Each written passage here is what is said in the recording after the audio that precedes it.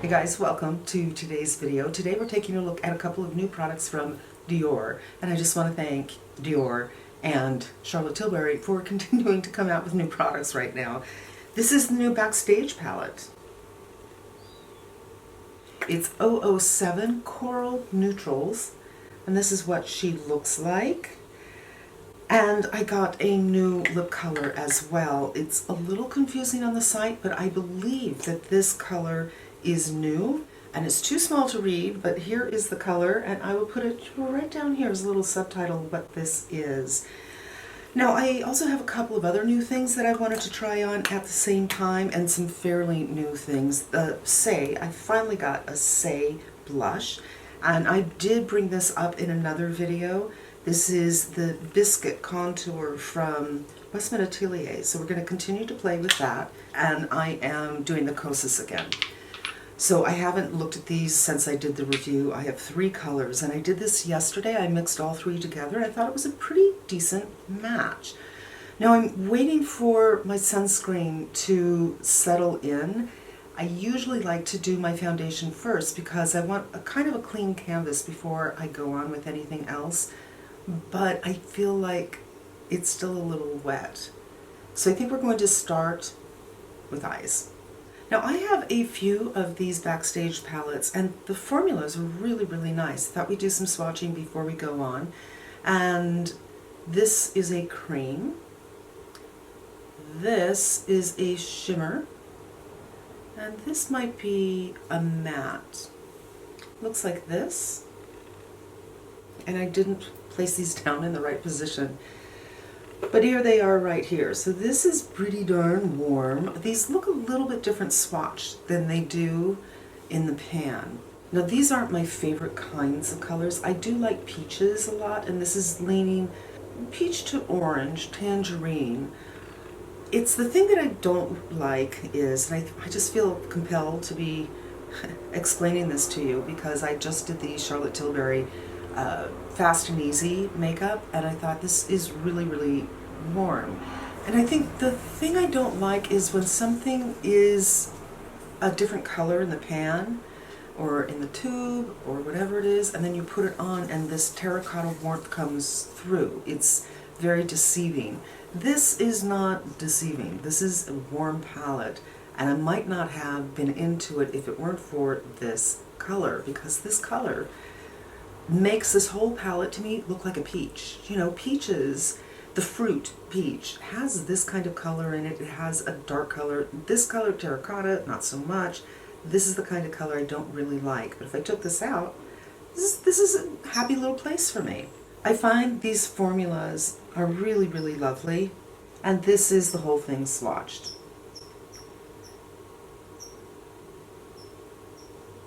So I'm just going to start with this one and put it on the eyes, a little bit of prep. There's a little moisturizer on my eyes, maybe a little sunscreen. I think I'm going to go on with this color all over the lid, just kind of see what it does for me. And this is Westman Atelier brush that I love. It just fits my eye so well. Yeah, and it is a little bit darker than I would have thought.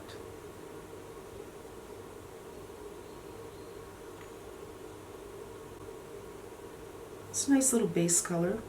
I generally find with these palettes, I don't have any issues with fallout. It's just a really nice formula. So far, so good. I'm going to go in with this color right here. And I really don't know what I'm going to be doing. I've had this for a couple of days, but I've played with this a couple of times, but not by itself. I already have something on, and I'll put a couple of colors over that. Now this color strikes me as quite neutral, so I think I'm going to go with the same brush that I just cleaned and go in, and we'll see what happens. There's a little bit of sheen to this, so it's kind of like a satin.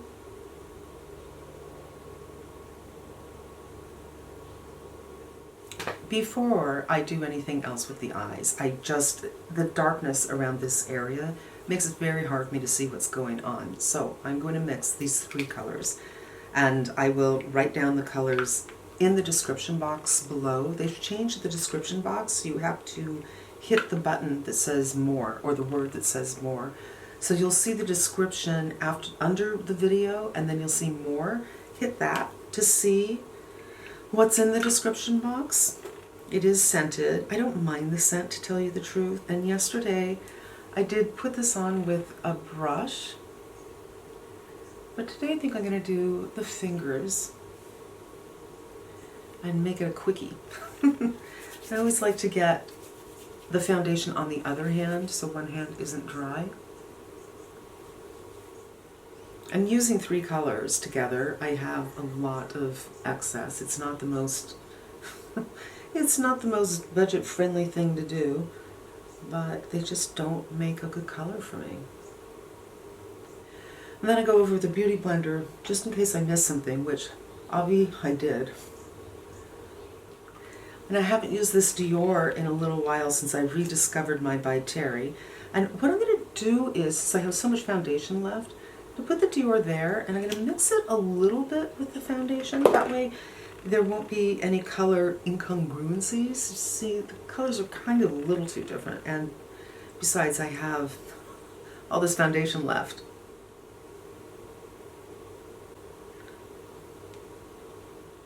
And follow up the Beauty Blender just to get a nice blend.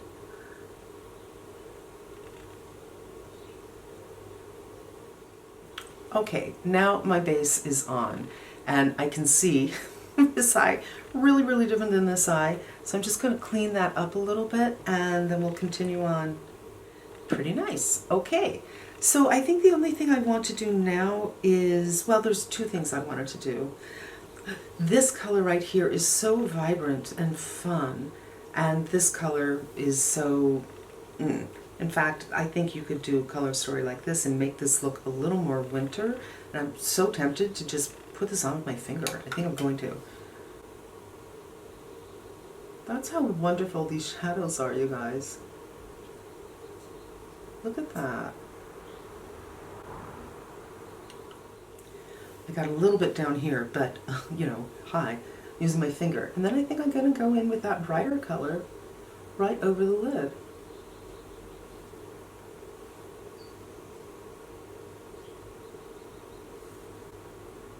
I'm going in with this Wayne Goss 17 and just kind of making that transition from this plummy kind of color into this more vibrant color.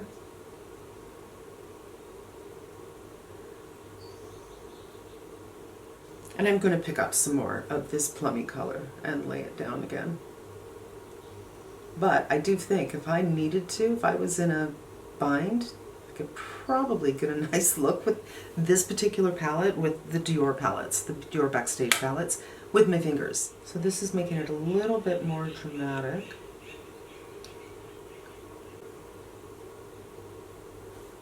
Okay, now the challenge for me is always making my eyes look like they're even, because like many women, they're very uneven. And I do have, my tear duct gland protrudes here, so it looks like I'm not blending, and I am. I think I might one day soon do a video where I start my shadow on this eye instead of this eye and see if that makes a difference. Eyes closed, eyes open. I think that it actually could be a spring look, summer look, and it could be a fall look as well. But let's go on to blush. This is the Say Blush in Chili, and I never tried this because I had an experience when I tried it in store, and I might be able to recreate that experience. So boom, get some on the hand. And I found when I moved it around on my hand, it's doing that same kind of thing. It's as if the carrier and the color components have separated. And so I was concerned. I thought, well, how is this going to apply? Because this looks like it's going to be a messy kind of application, and you're going to have to work it really, really hard. So I decided to take a chance on it recently, and try it with a beauty blender, and it works really, really well with the beauty blender. But yesterday, I tried it again with my fingers. So I just want to show you. It just takes a little more work, in my opinion. You don't need much, and that may be too much. And I just go really slow. It does take a while for this to set, so you don't have to worry if you want to do boom, boom on both cheeks that it's going to stain on one side and won't be able to move. But I like being really specific with this one. I like that it gives me that opportunity. So I'm kind of doing a little triangle like that. And then I'll take the clean finger to work around the edges, so it really looks like it's coming from within.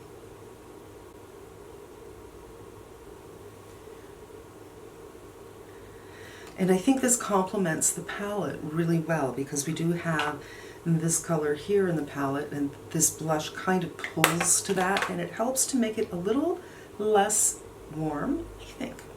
I think with this application, that container is going to last you for a long, long time. And there's no problems, like right up here when you do blush really high, you risk the chance of getting it in your little wrinkles here. And this works very, very well in that spot. And I'm going to leave it like that for now. If I find when I'm done with everything else that I need a little bit more blush, then I will go in and add some more.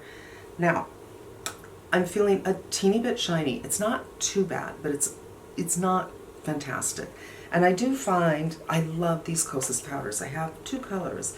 The problem is that they do impart color. And if you like to spot powder, you know, just a little bit here or just a little bit here, and it's not exact match, it looks odd to me. I oftentimes use my By Terry, which doesn't impart any color at all, but it also doesn't mattify that much. It just takes the edge off. And I wanted to pull out something that I haven't used in a long, long time. I did a video on it ages ago, but this is the Invisible Mattifier by Ray Morris. And this one actually broke, kind of. It just, everything flopped over here, so part of it is over here. And I'm picking up my Wayne Goss brush. I will say using a product like this is a little weird because you're used to seeing powder on your brush and you don't see anything. But I used this yesterday, as I said. I wore this foundation yesterday and it mattified me all day long, to the point where I felt like I had too much on. I wanted to be a little bit better. So I'm going a little more gingerly today. And unlike some powders, this didn't give me a dry feeling on my skin. So I've just taken off the edge a little bit. It's such an amazing tool. Every single skin tone can use this. It's genius. Trust me when I say I could add more and be completely matte on the forehead, but that's not the look that I'm going for. So I wanted to share that with you again, and let's just take another look at the eyes and see. Just doing a lot of finger stuff today. I think I'll leave it like this. So let me pull away. I'll do my mascara, I'll do a little lining, and I'll do my brows. And then we'll go on with the lips for the final look. Hey, I'm back, and I think I'm not going to do mascara. I just feel like the look is a little dramatic for every day for my taste, so I don't want to add to it. I did do a little tight lining up here, and I forgot about this. So this is still here. I'm going to grab a position right here. And I'm still figuring out if this color is going to work for me, but I have figured out the best application for me, for my money, is picking it up with a beauty blender like that. And to me, the shape should be just like this, you guys. More up here, so it's a triangle going this way for contour. And when I put it on this way, it's just so freaking easy. And this is hard because I'm doing it upside down, but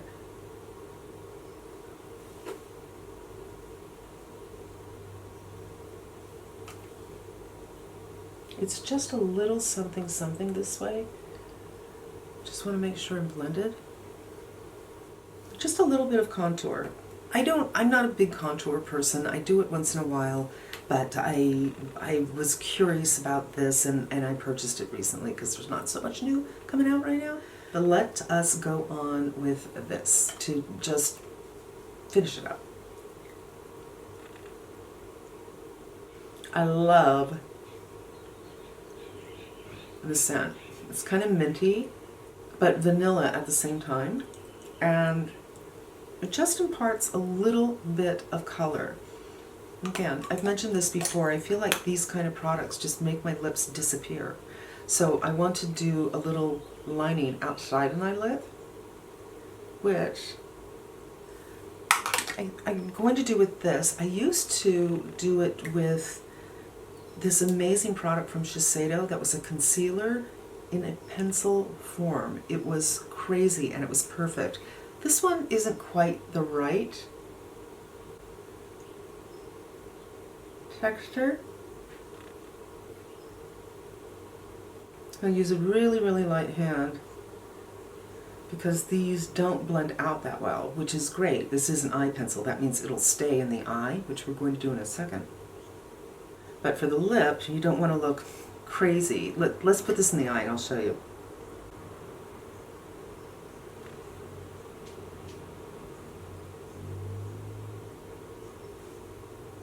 I feel this really kind of opened up the eyes a little bit, and I did get a little bit of transfer from that hourglass to the lower, so I erased that at the same time. And then I want to go in with a really small detail brush like this and just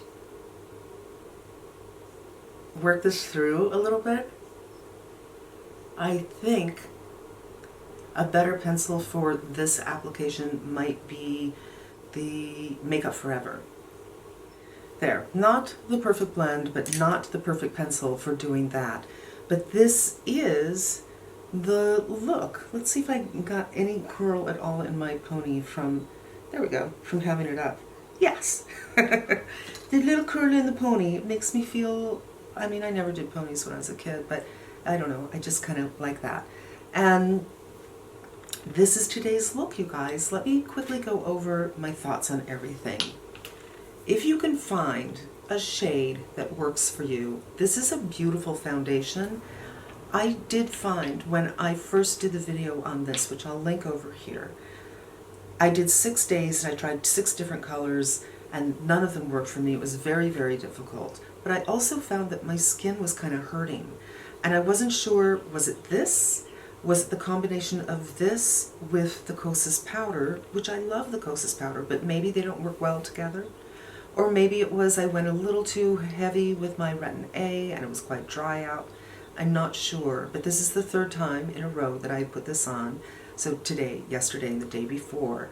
And one day I did do the Kosas powder and it was comfortable, but the Kosas powder is the wrong color. So yesterday and today I'm doing it with this amazing product and it wasn't uncomfortable. It didn't feel drying to my touch or on my skin, and it stayed all day. So if you can find a color, it's a beautiful foundation.